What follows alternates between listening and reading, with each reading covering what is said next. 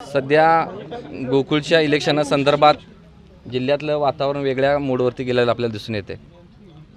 काही संस्था अवसायण्यात निघालेल्या होत्या, पण कोल्हापूर सर्किट बेंच असेल किंवा DDR असतील किंवा सहाय्यक निबंधक असतील, यांना चुकीच्या पद्धतीची माहिती देऊन ज्या संस्थांचं 1 लिटर दूध नाही अशा सुद्धा संस्था न्यायालयाच्या आदेशानं पात्र झालेल्या आपल्याला दिसून येतात।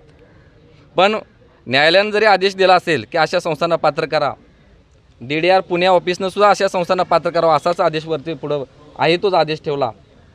पण आम्हाला सांगायचं असं आहे की त्या आदेशामध्ये, न्यायालयाच्या आदेशामध्ये आणि DDRच्या आदेशामध्ये स्पष्ट उल्लेख केलेला आहे की AR ऑफिसनं ज्या संस्थांच्या बाबतीत काही त्रुटी आढळल्या असतील, ज्या संस्था संघाचे नियम पाळत नसतील, नियमांचा भंग करत असतील, अटी शर्ती पालन करत नसतील, तर अशा संस्थांच्या बाबतीत की AR ऑफिसनं योग्य ते निर्णय घ्यावा अशा यांना सूचना दिलेल्या आहेत। म्हणजे एकंदरीत निर्णय हा शेवटी इथं कोल्हापूरच्या ऑफिसमध्येच होणार आहे।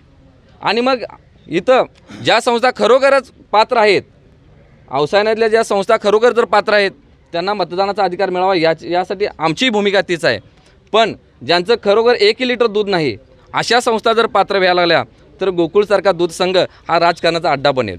आता मुळात 50 वर्षापासून 3600 संस्था होत्या आणि अलीकडच्या 5 वर्षात 1800 संस्था वाढल्या। म्हणजे जवळपास 50% संस्था 5 वर्षात वाढतात। दूध वाढलं का हो तेवढं? मग दूध नाहीच वाढलं, पण राजकारणाचा अड्डा बनवायसाठी या संस्था आपण तयार केलेल्या आपल्याला दिसून येते।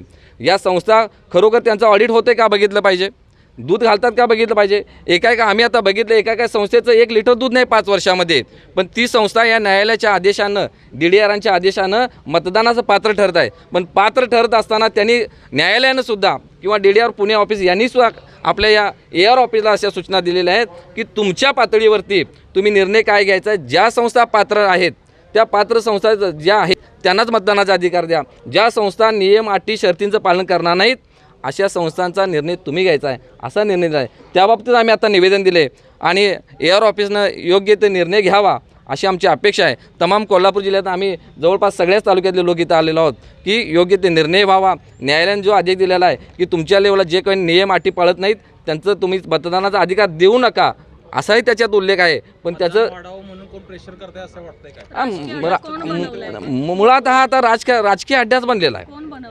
आता कोण आता सध्या सत्ताधारी आहेत, सत्ताधाऱ्यांनी ज्या संस्था वाढवल्यात ना, संस्था वाढवल्या कोणी 1800, विरोधक कोण वाढवत नसतो, सत्ताधाऱ्यांनी वाढवल्यात। आणि कुणाच्या वाढल्या संस्था? यांच्या बगल बच्च्यांच्या वाढल्या। बस संस्था वाढू दे, संस्था वाढली पाहिजे, सहकार वाढला पाहिजे या मताशी आम्हीही सहमत आहे। पण त्यांचं दूध येतं का खरोखर?